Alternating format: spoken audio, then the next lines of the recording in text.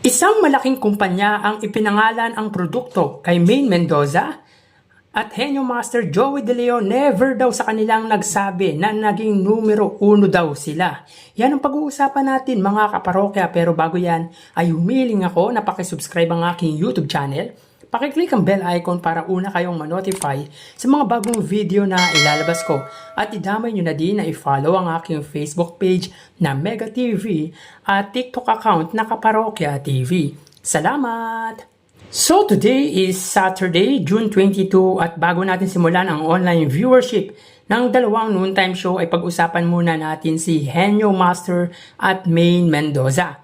So yun nga mga kaparokya, nakita natin ang post na to mula kay Henyo Master Joey De Leon at ayon sa kanya, bawal sa amin ang magsabing we're number 1. Bawal sa amin yung pinupuri namin ang sarili namin. Through the years, dapat nakaapak ka sa lupa para nag-work at nag-strive to reach that number 1. Kahit nandun ka, sa isip mo, umatras ka. You don't say you're number 1. We're shooting to be number 1. Stay humble. Well mga kaparokya, very well said coming from Henyo Master Joey De Leon. Well, sa tagal ko na din nanonood ng Eat Bulaga, ay never ko silang narinig na nagsalita or nagsabing number 1 sila. Kung may achievement or parangal na nakuha ay nagpapasalamat lamang sila. Maybe some of you will agree, lalo na sa mga fans ng Tito Vic and Joey, and some won't agree. Para din kasing si Vice Ganda, si Henyo Master, na misinterpret ng iba ang sinasabi nito. Si Vice Ganda at Joey De Leon ay may pagkakatulad, yung tipong kung magsalita ay malaman at kung magsalita din ay double meaning. Maganda yung sinabi ni Henyo Master na kahit alam mong number 1 ka, ay umatras ka. Tama po yun mga kaparokya. Dapat stay humble. And I think ina-apply din ng It's Showtime yung ganyang kaisipan. They are still humble at intact sa likod ng mga issues sa kanila, particular kay Vice Ganda. Kaya pansin nyo sa lahat ng nakatapat ng Eat Bulaga, ang It's Showtime lang ang tumagal. Samantala, isang malaking kumpanya ang ipinangalan ang produkto kay Maine Mendoza. Correct me if I'm wrong mga kaparokya, and very well appreciated naman if you correct me. Alam naman natin na si Maine Mendoza ang isa sa model or endorsers ng malaking kumpanya na Bench. So dahil dito ay pinangalan sa kanya ang pabangong produkto nito na Maine Scent Collection. At ito nga yung mga Maine Forever, Maine Girl, Maine Love, and A Dab of Love. So for sure, masaya si Maine Mendoza na isa siya sa naging model or endorser ng isang malaking kumpanya sa bansa. At maganda pa dyan ay ipinangalan pa sa kanya ang pabango or cologne. So talagang iba ang karisma at hatak ni Maine Mendoza dahil for sure, hindi ilalaan or ipapangalan sa kanya ng Bench ang isang produkto nila kung hindi mabenta or hindi nakakatulong sa kanila.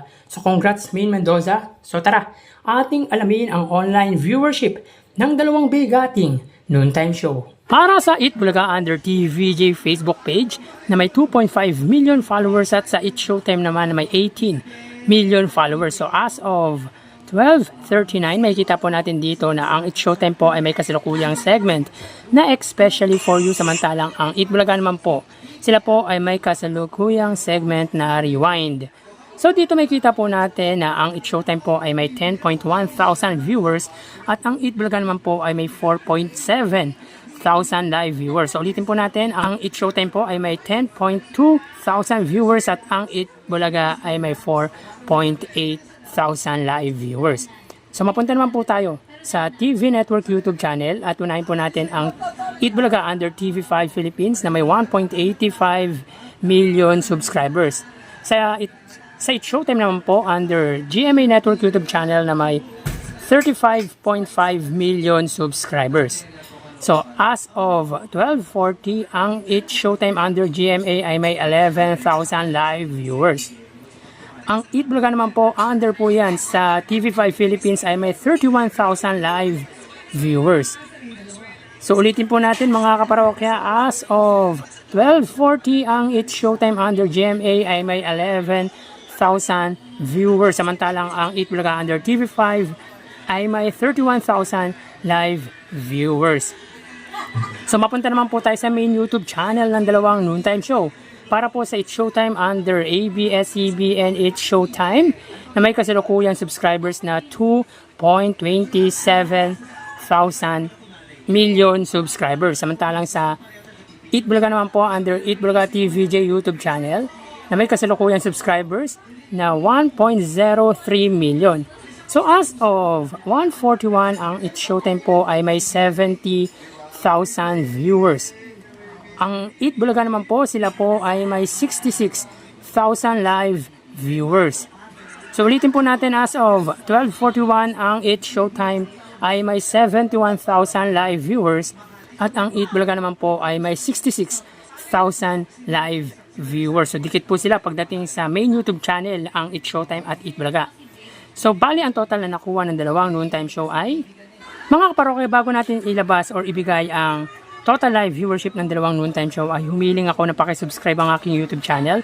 Pakiclick ang bell icon para una kayong manotify sa mga bagong video na ilalabas ko. At pakidamay nyo na din na i-follow at ang aking Facebook page na Mega TV at ang aking TikTok account na Kaparokya TV. Salamat!